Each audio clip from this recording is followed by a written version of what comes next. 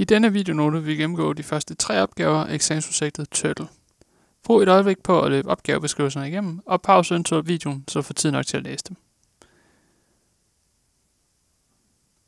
I opgave 1 bliver bedt om at oprette klassen Turtle, der repræsenterer en skildpadde. Klassen er specificeret med UML-diagrammet herovre til højre, hvor vi kan se, at der er 3 feltvariabler, og som opgaven beder os om at initialisere ved hjælp af en konstruktør, som tager parametre af passende type. Derudover så har klassen en toString-metode, som skal returnere en streng på formen, vi ser hernede. Og det vi skal bide mærke i her, det er, at vi har noget, hvor vi skal tage højde for, om det er en male eller en female, baseret på en boolsk værdi, nemlig ismale. Så lad os starte med at oprette den nye klasse, og lad os kalde den Turtle. I den kan vi så skrive vores feltvariable op, så det er private string name.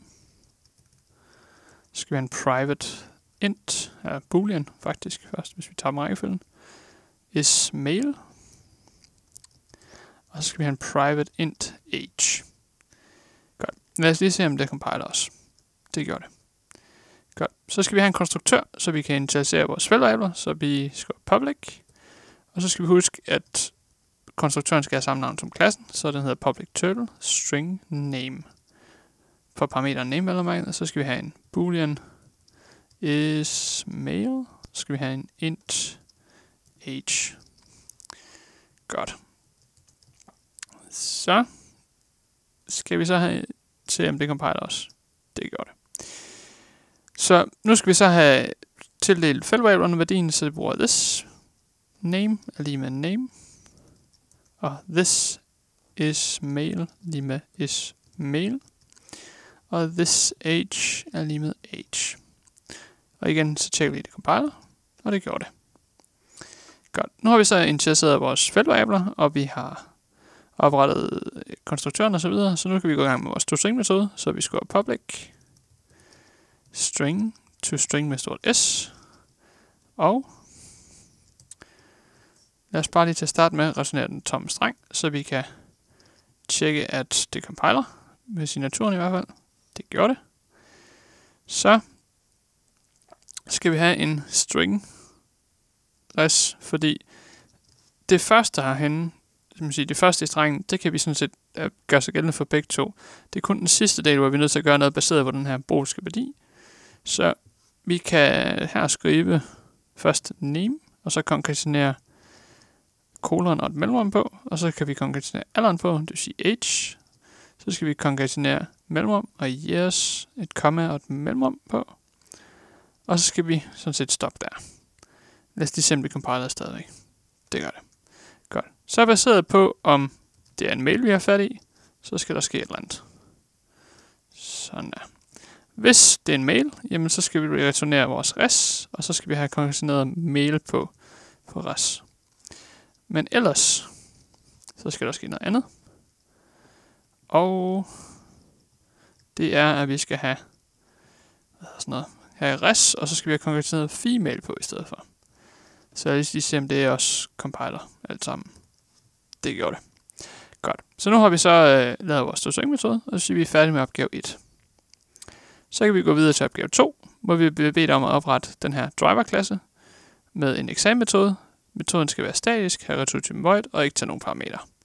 Så igen laver vi en ny klasse, kalder den driver. Rykker lige lidt rundt på det her, inden vi går i gang med den. Og så skriver vi public static void exam. Ikke tage nogen parametre. Og så skal vi have de der klammer. Sådan der. Lad os lige se, om det compiler os. Det gjorde det. Godt. Så er vi færdige med opgave 2. I opgave 3 vil vi så bede om at oprette 5 velvalgte turtle-objekter i den her exam-metode, og de skal have objektreferencerne til 1 til 5. Og vi skal så bagefter udskrive med hjælp af deres toString-metode, og vi skal mindst have 2 af skildpadder af hvert køn. Så lad os lige starte med at oprette de 2, vi fik givet i den første opgave, så vi kan teste vores toString bagefter. Så vi laver en turtle til 1, som er en new turtle. Den hedder Tom, og 152 år. Og er mail, så det er faktisk det, vi først skal have med, så vi skal have true, og så alderen, for det er jo den rækkefølge, vi satte dem ind i vores konstruktør på. Så skal vi have en turtle t2, som er en new turtle. Den skal hedde Sonja. Og da Sonja er en pige, skal det være false, vi giver med, og den er 42 år gammel. Lad os lige simpelthen compile alt sammen. Det gjorde det. Godt, så skal vi lave de sidste 3, så vi laver en turtle til 3, som er en new turtle. Den hedder også Tom, så det er true, men den yngre Tom er 50 år.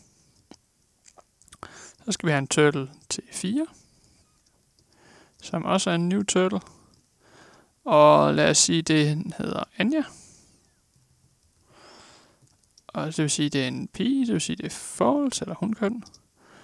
Og lad os sige, Anja er 155 år gammel.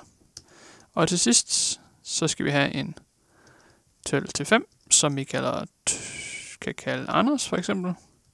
Og Anders er så selvfølgelig en hankøn, og hvad skal vi sige? Skal vi sige 75 år gammel? Sådan der. Lad os lige simpelthen compiler. Det gjorde det. Godt. Så mangler vi bare at skrive dem ud ved hjælp af toString. Deres toString-metode, så vi skriver system out println til 1, og så kalder vi implicit dens toString-metode, eller og så simpelthen compiler. Det gør det. Så det kopierer vi lige en gang, fordi det gider vi ikke skrive igen. Så til 2, til 3, til 4 og til 5. Sådan der. Lad os lige simpelthen compiler stadigvæk. Det gjorde det. Godt. Så lad os lukke driverklassen og prøve at se, hvordan det ser ud, når vi så kører det. Og som I kan se, så får vi, hvis vi kigger på de første 2 her, jamen så kan vi se, så får vi jo perfekt dem på den form, vi ønskede her i opgave 1. Så det virker som det skal med vores toString-metode. Så hvis vi lige skal summere op, hvad vi lavede den her videonote, så startede vi i opgave 1 med at oprette den her turtle-klasse, hvor vi havde 3 feltvariabler. Vi havde name, ismail og age. Det initialiserede vi jo ved vores konstruktør. Og så lavede vi toString-metoden til sidst i opgave 1, hvor vi startede med at bygge sådan en del af strengen op, og så baseret på, om det var en han- eller hunkøn, så koncatenerede vi male eller female på resultatet, inden vi returnerede det. I opgave 2 lavede vi en driver-klasse. Den havde den her exam-metode, som skulle være statisk og returtypen void. Og i opgave 3 lavede vi så 5 turtle-objekter, passende, velvalgte turtle-objekter, og dem returnerede vi, dem skrev vi ud til sidst i vores exam-metode. Det prøvede vi at køre, og vi så, at vi fik præcis det, vi ønskede for opgave 1 ud af vores toString-metode.